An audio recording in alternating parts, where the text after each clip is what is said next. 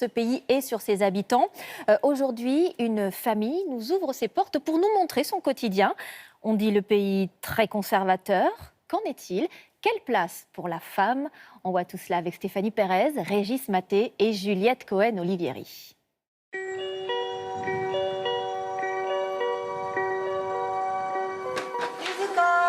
Dans la famille Kono, les rôles sont clairs et bien répartis. Tu préfères du thé ou de l'eau ? Madame, Minako, s'occupe des enfants et des tâches domestiques. Allez, dépêche-toi. Monsieur n'est pas souvent là. Il part très tôt à son travail et y passe beaucoup de temps. Un petit déjeuner vite avalé, direction l'école pour Yuzuka et Tomoki. Les enfants de 6 et 10 ans partent seuls dans les rues de Tokyo. Mais Minako Kono n'est pas inquiète. Les autorités japonaises ont tout prévu. Vous voyez cet autocollant avec le numéro 110 ? En cas de problème, les enfants peuvent se réfugier chez les commerçants ou les particuliers qui l'affichent. La personne ou le commerçant va alors appeler la police. C'est ça qui les protège. Viens voir ici. Et ça, c'est l'alarme de prévention. Si l'enfant a un problème, il tire et ça émet une alarme. À 10 ans, la fille aînée, Yuzuka, termine l'école élémentaire.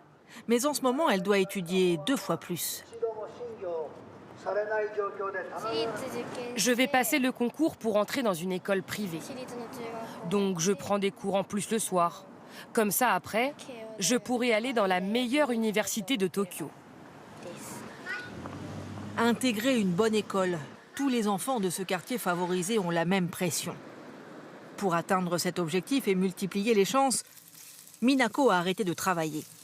La voici qui prépare le traditionnel bento que mangera Yuzuka lors de ses cours du soir. Plus qu'un panier repas, une institution. Il faut que ce soit beau et appétissant. Parce qu'elle mange à la pause pendant ses cours du soir. Donc ça doit lui changer les idées, lui faire du bien. Être une parfaite mère de famille. La société japonaise, très conservatrice, encourage les femmes à mettre leur carrière entre parenthèses. Et Minako Kono dit ne pas avoir de regrets. Elle qui a abandonné temporairement son emploi de professeur de danse, sa passion. C'est difficile de travailler avec un enfant, qu'on soit dans un bureau, un supermarché ou ailleurs. Si l'enfant est malade, s'il faut l'accompagner quelque part, il faut s'absenter. Et du coup, ça donne du travail supplémentaire aux autres collègues. Ce n'est pas bien. Seule une mère sur 4 travaille à temps plein. Et à peine 4% occupent un poste de direction. Un des taux les plus faibles des pays occidentaux.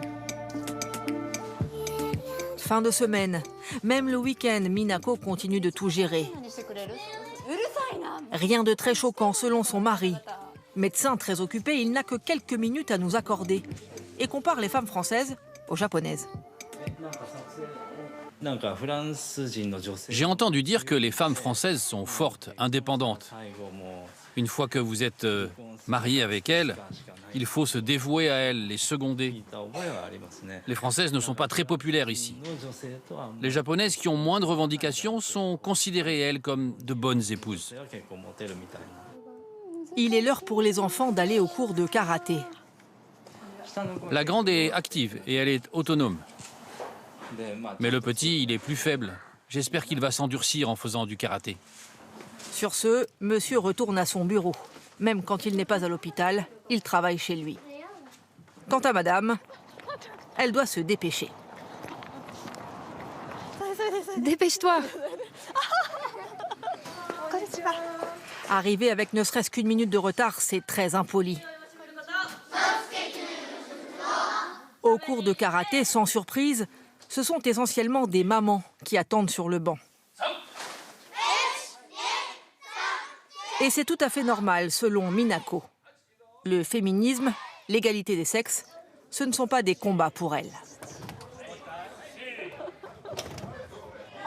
Ce n'est pas que les femmes sont faibles, mais les mères ne demandent pas l'égalité dans la répartition des tâches domestiques, c'est tout. Ni moi ni mes amis ne demandons à notre mari d'accompagner les enfants aux activités extrascolaires. On ne le veut pas. Sur le chemin du retour, une pause au Combini, la supérette ouverte 24 heures sur 24, qui dépanne bien Minako quand elle enchaîne les activités. Ça, c'est du saumon. C'est tout? Ça, c'est pas bon pour la santé. Mais bon, on est pressé. Tant pis. C'est pratique. On peut faire ses courses n'importe quand. Il y en a plein la rue. Minako reprendra peut-être le travail dans quelques années, quand ses enfants seront plus grands. Mais ce modèle familial, la jeune génération le remet de plus en plus en question. Le taux de natalité actuel est le plus faible de l'histoire du Japon. Un enfant 43 par femme. Pas assez pour que la population se renouvelle. Et la suite, bien sûr, de ce feuilleton demain. Ainsi se termine cette édition.